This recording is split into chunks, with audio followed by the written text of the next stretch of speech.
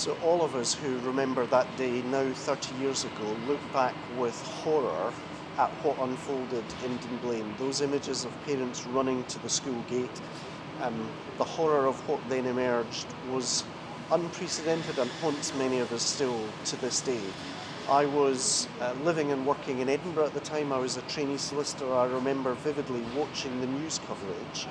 One small glimmer of light in the enveloping darkness was the complete consensus across Scottish society and across all the political parties that action needed to be taken in relation to the handgun ban. I very vividly remember those images of Michael Forsyth, who was then a leading Conservative politician, walking with George Robertson, a leading Labour politician who himself lived in Dunblane, showing the depth of unity across Scotland, that not only must this never happen again, but that we needed to support the families in their campaign for action. So I look back with a sense of deep admiration for the campaigning work of the affected parents, a deep sense of sorrow both for the children who were lost, the teacher who was lost, and the parents who suffered an unimaginable loss on that day. And I also feel a shared determination to honour their memory by continuing to uphold those tight gun laws which have been so critical to Scotland's safety in the last 30 years. Well, as I say, any of us who remember the horror of that day share the commitment of those parents and indeed of wider Scottish society to get this right as an area of policy. The Prime Minister spoke very movingly yesterday in the House of Commons acknowledging the scale and weight of the loss that had been endured by those parents, and I feel great confidence in his willingness to affirm a determination that we will continue to take the right steps in relation to gun controls, because frankly we never want to see a repeat of the horror that unfolded that day in Dunblane Primary School. The people of Dunblane have always tended to mark the anniversary very quietly and respectfully, and tomorrow the cathedral will be open until 8 o'clock at night for anybody who wishes to come into the building just for a time of quiet reflection. And I know that other churches in the town will also be open. And in the evening, the Roman Catholic Church, the Church of the Holy Family, as they do on the 13th of March every year, will be holding a Mass in memory of the children. And I understand people are also going to be lighting candles and putting them in their windows. Is that something that's come about more recently as a way of remembering the tragedy?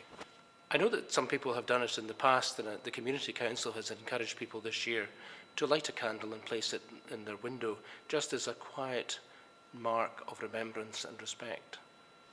And just thinking back over the last 30 years, what kind of impact has this had on the community, you know, a tragedy of such scale?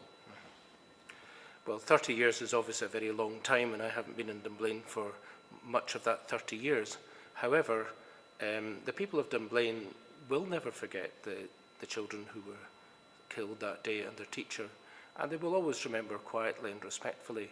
But in other ways, Dunblane has moved on. Many of the population didn't live in Dunblane 30 years ago, so haven't had the direct trauma that people recall, sadly, all too well from that dreadful day.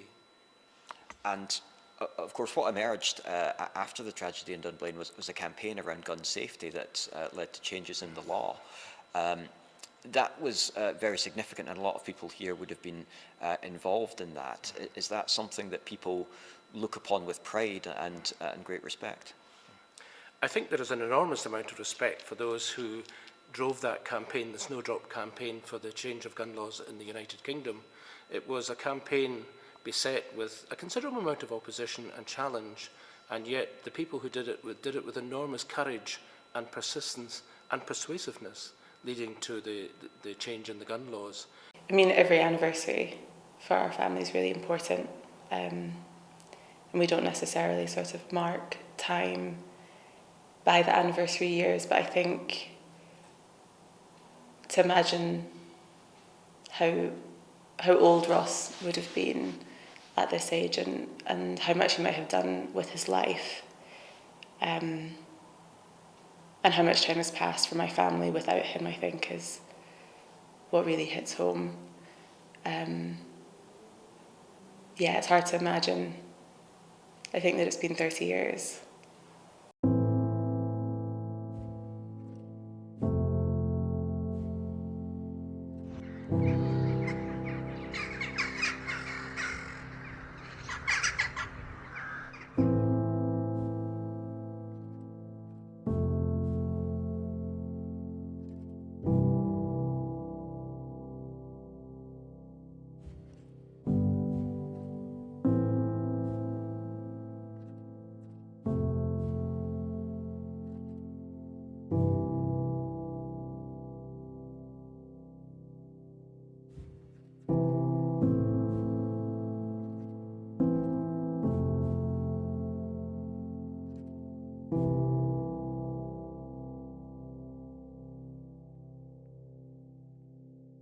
I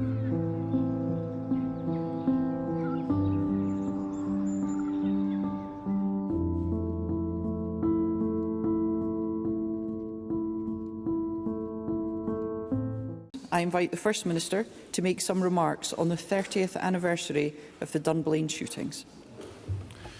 Presiding Officer, 30 years ago tomorrow, primary school teacher Gwen Mayer took her pupils into the gym hall at Dunblane Primary School. Shortly afterwards, a gunman entered. What followed was the deadliest, most horrific mass shooting in the United Kingdom's history. Along with Gwen Mayer, who died valiantly trying to protect her pupils, 16 children lost their lives.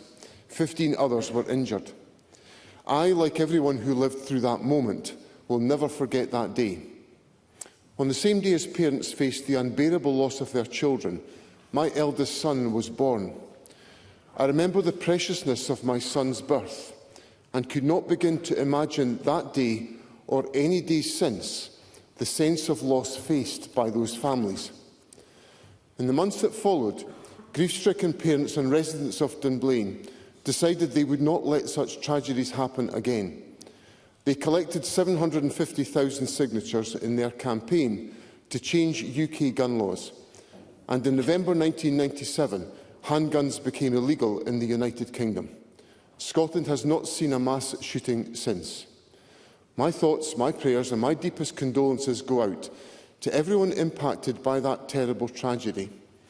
And my most heartfelt thanks go to all who took action to ensure it might never happen again.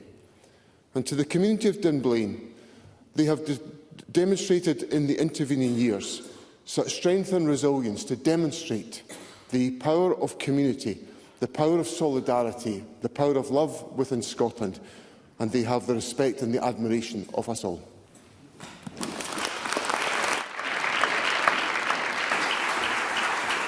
Thank you. I now call Russell Finlay. Thank you, Presiding Officer. There's a photo of the Primary 1 class at Dunblane Primary School in 1996. It is a picture of pure childhood innocence. Teacher Gwen Mayer beaming with pride. Cheeky wee smiles on the faces of her young pupils.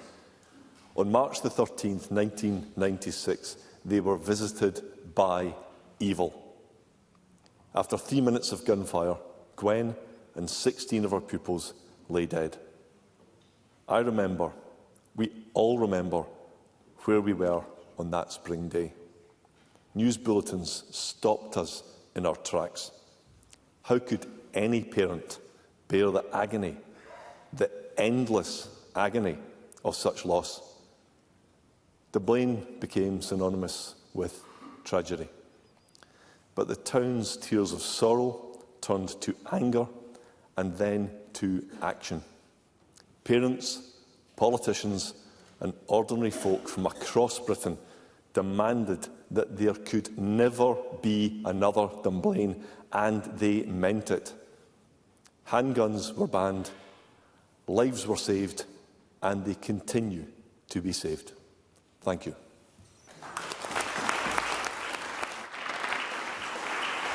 Thank you. I now call Anna Sarwar. Thank you, Presiding Officer. Tomorrow marks 30 years since the Dunblane tragedy, a day that will be forever etched in our memories. 16 children and a teacher went to school that day, but didn't make it home because of the actions of an evil man. But it's not that evil man we should remember, it's the beautiful faces of those innocent children, their brave teacher, the families left grieving forever, and all the incredible individuals who helped pull that community together at the hardest of times. And it's right that action was taken to ban handguns, but we must ensure our laws are robust for the challenges and the technological advancements of today. So, of course, we carry the profound sorrow of the Dunblane families in our hearts. But I think we should also think of the children who survived that day, but who have lived with the grief and the trauma ever since. And we pay tribute to the inspiring resilience of that community that raised and loved them. We will remember them forever.